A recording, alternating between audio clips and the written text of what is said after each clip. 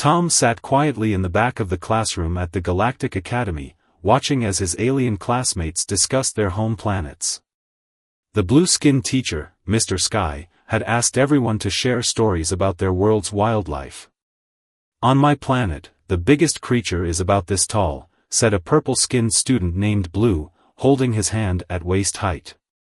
"It eats only plants and runs away from everything." The class nodded in approval. Most worlds in the galaxy had evolved peaceful creatures. Violence was rare among advanced civilizations. "Tom," Mr. Sky called out. "Why don't you tell us about Earth's wildlife?" The human student cleared his throat, suddenly aware of all eyes on him. "Well, on Earth, we have creatures called lions. They're twice as tall as me when standing, with huge teeth and claws. They hunt in groups, taking down animals much bigger than themselves." The classroom fell silent. Several students' tentacles curled in fear. "That's concerning," Mr. Sky said carefully. "But surely that's the most dangerous creature on Earth?" Tom shook his head. "Actually, we have something called bears.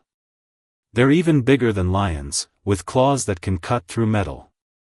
They can run faster than most vehicles, swim better than most fish, and climb trees to catch their prey."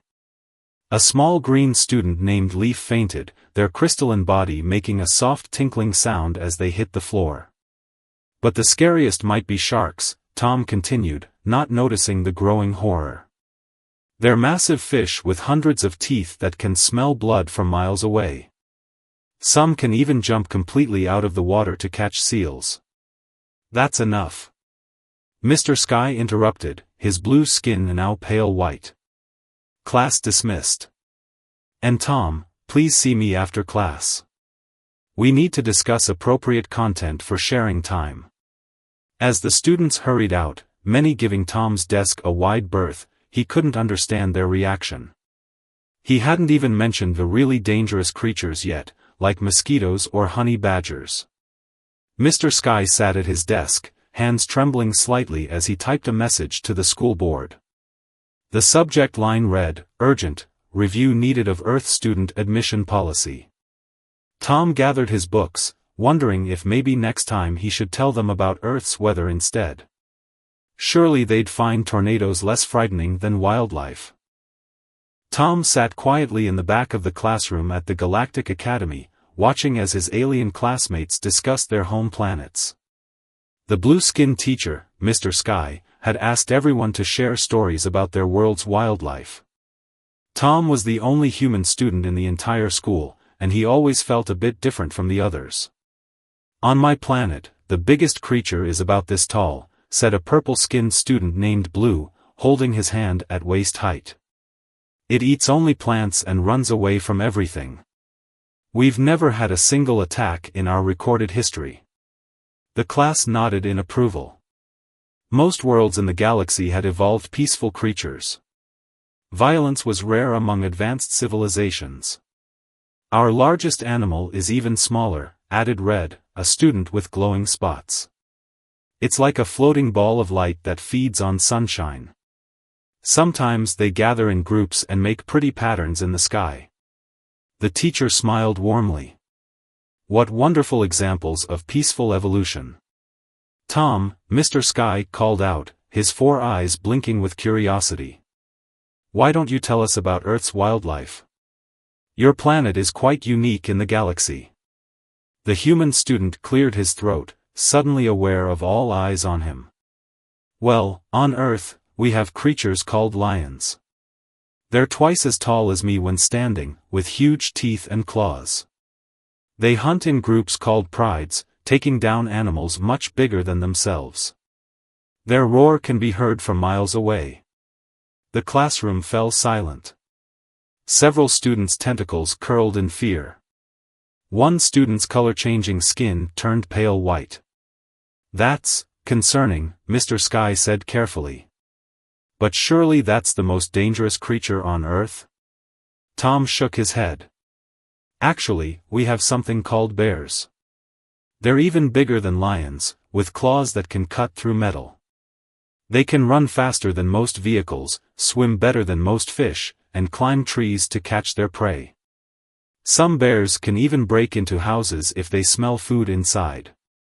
A small green student named Leaf fainted, their crystalline body making a soft tinkling sound as they hit the floor. 2 classmates rushed to help, keeping their eyes on Tom as if he might suddenly transform into one of these terrifying earth creatures. But the scariest might be sharks, Tom continued, not noticing the growing horror. They're massive fish with hundreds of teeth that can smell blood from miles away. Some can jump completely out of the water to catch seals. We have to put up special nets at beaches to keep them away from swimmers. That's enough. Mr. Sky interrupted, his blue skin now pale white. Class dismissed early today. And Tom, please see me after class. We need to discuss appropriate content for sharing time. As the students hurried out, many giving Tom's desk a wide berth, he couldn't understand their reaction. He hadn't even mentioned the really dangerous creatures yet, like mosquitoes or honey badgers. Or the fact that some earth animals could survive being frozen solid or live without their heads for weeks. Mr. Sky sat at his desk, hands trembling slightly as he typed a message to the school board. The subject line read, "Urgent, review needed of Earth student admission policy, possible safety concerns."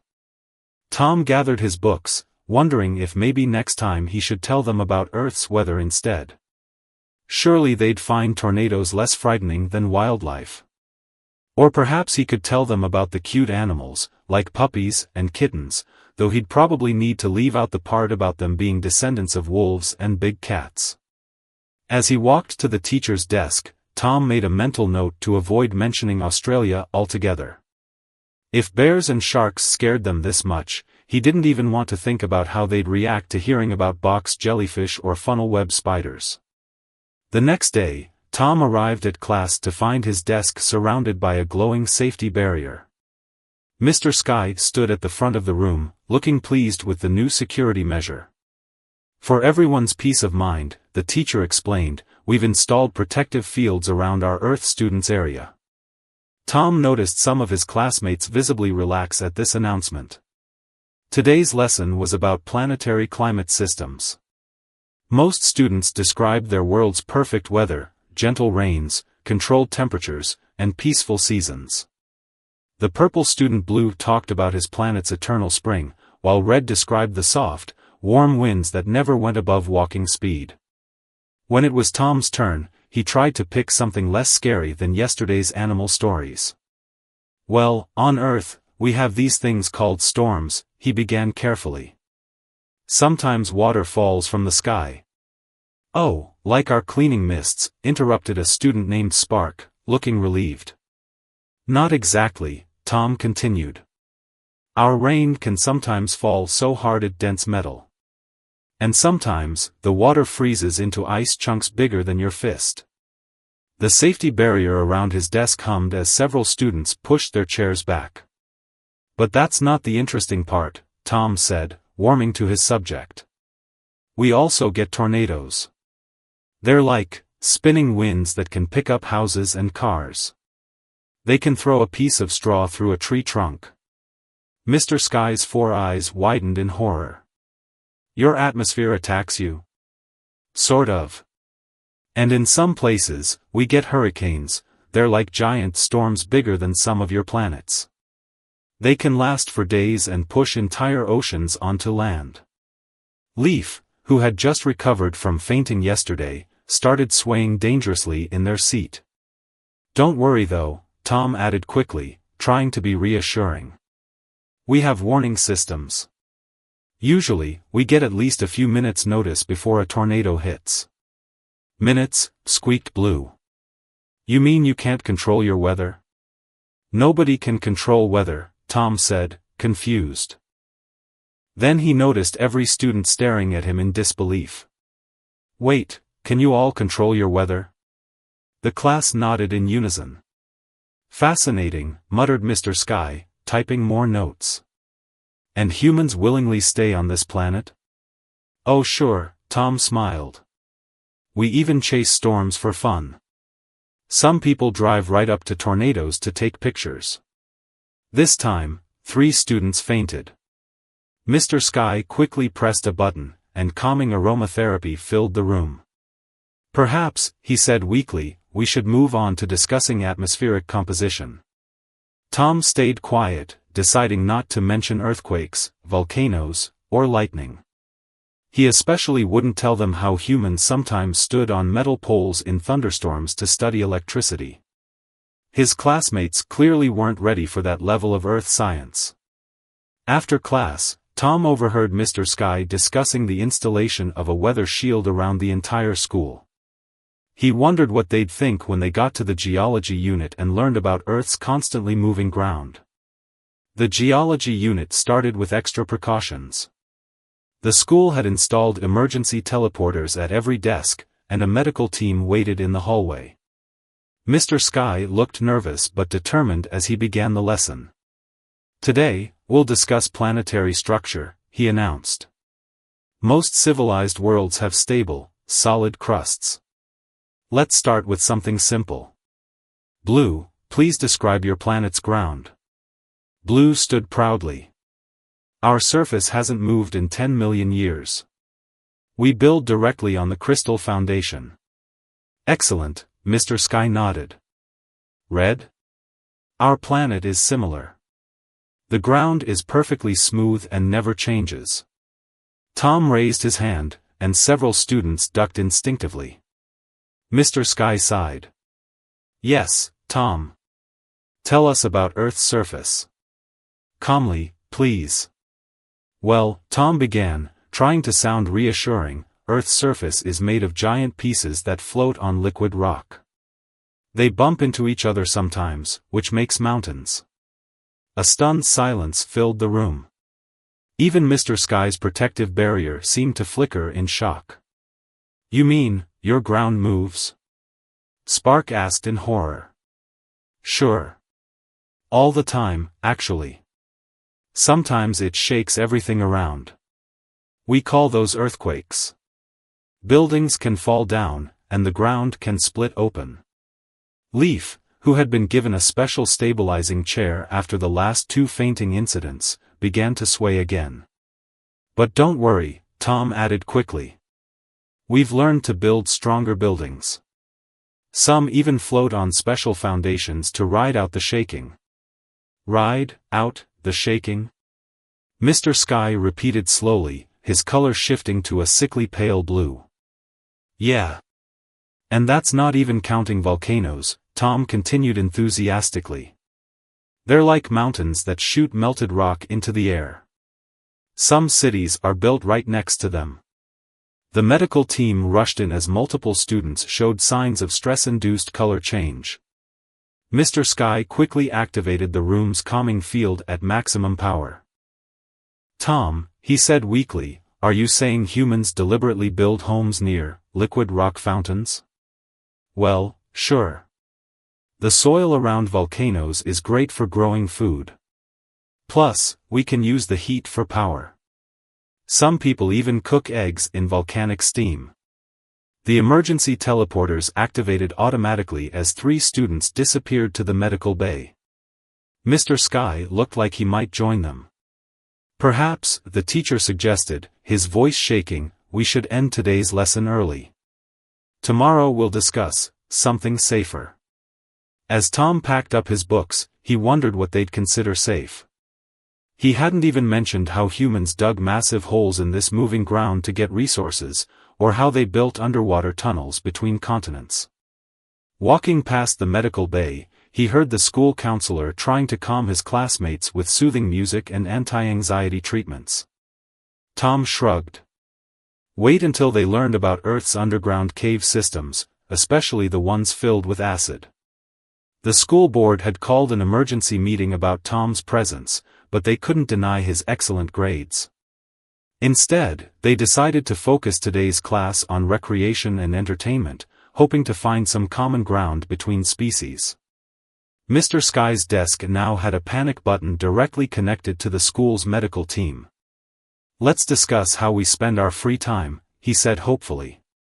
Blue, what do your people do for fun? We watch light crystals change colors, Blue said. Sometimes, if we're feeling very adventurous, we watch them change colors faster. We float in anti-gravity chambers, added Red. It's completely safe, with triple backup systems. Mr. Sky nodded approvingly. Wonderful examples of safe, controlled entertainment. Tom? He hovered his hand over the panic button. What do humans do for recreation? Oh, lots of fun stuff. Tom said brightly. Like skiing, that's where we strap smooth boards to our feet and slide down frozen mountains really fast. The class stared in horror. Leaf's crystalline structure began to vibrate anxiously. Sometimes we jump off the mountains too, Tom continued. With special gliding suits or parachutes. Or we tie elastic ropes to our legs and jump off tall bridges. You, intentionally fall? Sparks' glowing spots flickered in distress. Yeah. We also climb up mountains without any safety equipment, we call that free soloing. And there's surfing, where we ride giant ocean waves on tiny boards. The bigger and more dangerous the wave, the better. Mr. Sky slammed the panic button repeatedly. Please tell me these are just isolated incidents. Not at all. Millions of humans do these things. We even have something called parkour, where people jump between buildings and flip off walls. Oh, and cave diving, that's when we swim through underwater tunnels with limited air supply. Pretty fun. The medical team burst in, but they were too late. Half the class had already teleported themselves to safety. But the really exciting stuff, Tom went on, oblivious to the chaos, is when we combine things. Like volcano boarding, sliding down active volcanoes on wooden boards. Or wingsuit flying through narrow canyons. Some people even jump from the edge of space. Mr. Sky's blue skin had turned almost white. Your species does this, voluntarily? Of course. We even compete to see who can do the most dangerous stunts. We give prizes for the best ones. The teacher activated the room's strongest calming field, usually reserved for planetary disasters.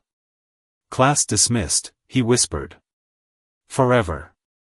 As Tom left, he heard Mr. Sky recording a message, urgent update to Earth student protocols, implement immediate psychiatric evaluation for apparent species-wide adrenaline addiction. Tom shrugged, checking his phone for updates about tomorrow's class field trip. He wondered if he should mention that humans sometimes kept deadly animals as pets, or how they ate foods that could poison them for fun. Maybe he'd save those stories for another day. The school had installed a new AI therapist specifically for dealing with Earth-related trauma. Today's class was about domestic life, which Mr. Sky hoped would finally reveal a calmer side of human existence.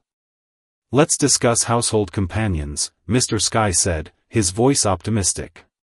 The remaining students sat behind reinforced barriers, with Leaf's crystal form secured in a protective bubble. On my world, Blue shared, we keep small light clouds as pets. They float around and make soft chiming sounds. Very nice, Mr. Sky nodded. Red? We have color-changing bubbles. They're completely harmless and disappear if touched. Excellent examples of safe companionship. Now, Tom. Mr. Sky activated his personal force field. What kinds of pets do humans keep? Tom brightened. Well, most people have dogs or cats. Dogs are descendants of wolves, you know, those pack hunters I mentioned before. And cats are like tiny lions that live in our houses. Several emergency teleporters activated instantly. You keep predators in your homes? Sparks' glow dimmed in shock. Sure. We also have snakes, spiders, and even big cats if we get special licenses. Some people keep bears, though that's kind of controversial. Mr. Sky's force field crackled as he swayed. Please tell me you at least keep them in secure containment. Oh no, they sleep in our beds. Dogs and cats are really cuddly. Sometimes they bring us dead animals as presents. The AI therapist's hologram appeared automatically, beginning emergency relaxation procedures. But that's not even the interesting part, Tom continued cheerfully. Want to hear about our food? No, the entire class shouted, but Tom was already going. We eat things that burn our mouths on purpose. Some peppers are so hot they can make you hallucinate. And we age milk until it grows mold, then eat it. Some of our favorite drinks are actually poison that makes us act funny. Leaf's crystal form began to crack from stress. Oh, and sometimes we eat fish that could kill us if it's not prepared exactly right. It's called fugu. Pretty fun. Mr. Sky pressed every emergency button on his desk. You eat poison for entertainment? Well, yeah. We also eat honey, that's basically bee vomit. We have to smoke out thousands of stinging insects just to get it. Sometimes people keep whole colonies of bees at home. The AI therapist's circuits overloaded, its hologram flickering out with a final cry of, "Does not compute." As the medical team rushed in with calming vapors, Tom wondered if he should mention how humans sometimes ate super spicy wings just to win t-shirts, or how they made cheese by letting milk go bad on purpose. Looking at his traumatized classmates, he decided to save the story about how humans discovered which mushrooms were safe to eat through trial and error. There was always tomorrow's class. The school board held an emergency meeting in a room reinforced with every known safety measure. Tom sat calmly while 20 officials discussed his continued presence at the Galactic Academy. Despite the challenges, the head administrator said, Tom's academic performance is outstanding. Perhaps we should understand more about human culture before making any decisions. Mr. Sky, now equipped with a portable panic room, nodded nervously. Tom, could you explain why humans seem to seek out danger? We don't really seek out danger, Tom replied thoughtfully. We just don't let it stop us. Like, when we want to go somewhere, we use controlled explosions to power our vehicles. The room's artificial gravity flickered as several administrators fainted. Or when we want to explore space, Tom continued, we strap ourselves to giant rockets filled with explosive fuel. Sometimes they blow up, but we just build better ones. You knowingly use explosions for daily transportation, an official squeaked. Sure. We even made tiny explosions to power our phones. And we have these toys called fireworks, they're just pretty explosions we set off for fun. The head administrator's tentacles curled in horror. But, why? Because humans are curious, Tom explained. When we see a mountain, we want to climb it. When we find a deep ocean, we want to explore it. When we discover a dangerous animal, we want to study it. Sometimes things go wrong, but that just teaches us to do better next time. Next time? Mr. Sky whispered. Yeah.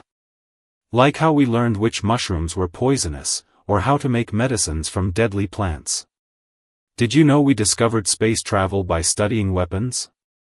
Now we're planning to build cities on Mars, that's a planet with deadly radiation, no air, and toxic soil. The room's AI began playing soothing music at maximum volume, but Tom's words still cut through. We even turned some of Earth's deadliest creatures into helpers. Like how we made wolves into dogs, or how we use venomous snake poison to make medicine. Pretty cool, right? The head administrator raised a shaking tentacle. I believe, we understand now. Humans don't ignore danger. They challenge it? Exactly. Tom beamed.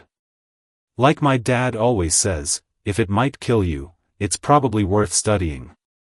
The meeting ended abruptly as the emergency medical team rushed in. But the next day, Tom was surprised to find himself still enrolled, with a new classification, living example of extreme environmental adaptation. His classmates slowly began to return, watching him with a mixture of terror and fascination. Some even started asking questions about Earth, though they kept their distance and always had escape pods ready. Tom smiled, pulling out his lunch, a sandwich with deliberately molded cheese, honey stolen from insects, and sauce made from plants that evolved to cause pain. Maybe tomorrow he'd tell them about how humans learn to swim by jumping into water and hoping for the best. After all, as any human could tell you, what doesn't kill you makes you stronger, assuming you survive the first try.